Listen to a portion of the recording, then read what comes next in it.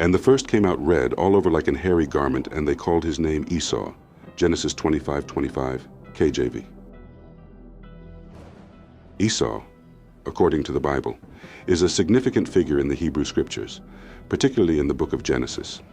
He is the firstborn son of Isaac and Rebekah, making him the twin brother of Jacob, who is later named Israel. The narrative of Esau and Jacob is crucial for understanding the origins and relationships between different nations, as described in the biblical text. Genesis 25:25 introduces Esau at the moment of his birth.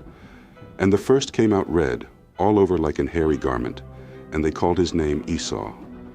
This verse highlights two distinct features of Esau at birth, his redness and his hairiness. These characteristics are noteworthy as they are symbolic and set the stage for Esau's role and identity within the biblical narrative. A newborn baby with a unique appearance, covered in a fine reddish layer of hair, lying peacefully. The baby's skin has a distinct red hue, resembling the description of being red all over like a hairy garment, as mentioned in ancient texts.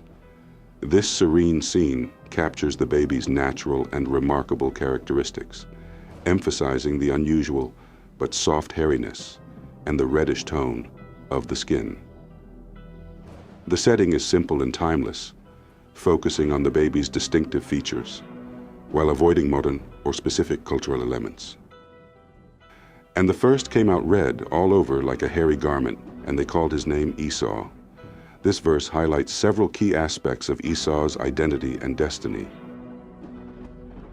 Genesis 25:25 describes Esau's appearance at birth as red, all over like a hairy garment.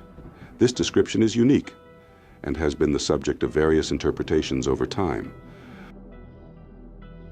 Strong's H 132. Admoni. Admoni. The redness referred to in this passage is not directly explained in terms of modern genetics or dermatology, but it is generally understood as a distinctive physical trait that set Esau apart from his brother Jacob from the moment of their birth. In the biblical context, particularly in Genesis 25:25, the description of Esau as red has intrigued scholars and readers for centuries.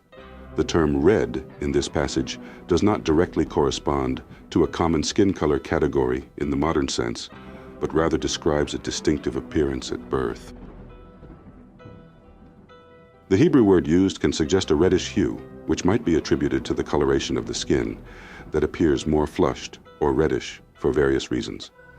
In newborns, this can be due to the visibility of blood vessels under the skin, a temporary condition reflecting the transition from the womb to the external environment.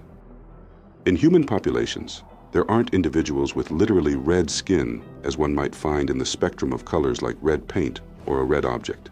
Instead, human skin tones range widely across a spectrum from very light to very dark, influenced by the pigment melanin. People often described as having red hair, the term redhead comes to mind, can have skin tones that may appear lighter and, under certain conditions like physical exertion, emotional responses, or sun exposure, might have a more noticeable reddish or flushed appearance. This is due to the blood vessels beneath the skin's surface and how they react to such conditions, not because the skin itself is red.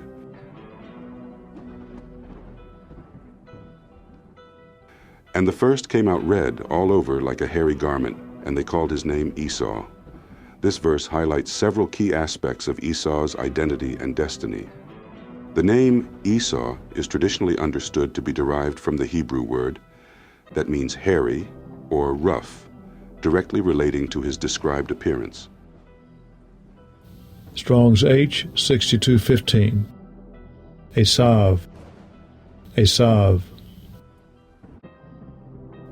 This naming at birth signifies the importance of first impressions and physical characteristics in the biblical narrative, often used to foreshadow or symbolize deeper character traits or destinies. Strong's H 8181. Se'ar. Se'ar. The biblical mention of Esau being red and hairy is symbolic and serves to set him apart from his brother Jacob, establishing a narrative of contrast from birth that carries through their lives and the destinies of their descendants. I have been studying the Bible in this particular chapter for many years. Throughout this period, I've observed that various sects within the Israelite community hold differing interpretations of the text. In my extensive research, it has become increasingly apparent that the Most High, the Creator of the heavens and earth, possesses the divine capability to orchestrate the birth of fraternal twins from a black woman, twins who are diametrically opposed in their characteristics. These twins, remarkable in their genetic distinction, are predestined to become the progenitors of two separate nations. This divine act underscores the profound mystery and the intentional design behind human diversity and destiny, illustrating that the purposes of the Most High transcend human understanding and categorizations, thereby revealing the depth and complexity of divine intention in the creation of nations and their destinies. Subscribe for Part 2, where we meticulously learn about Esau, the man who lived by violence.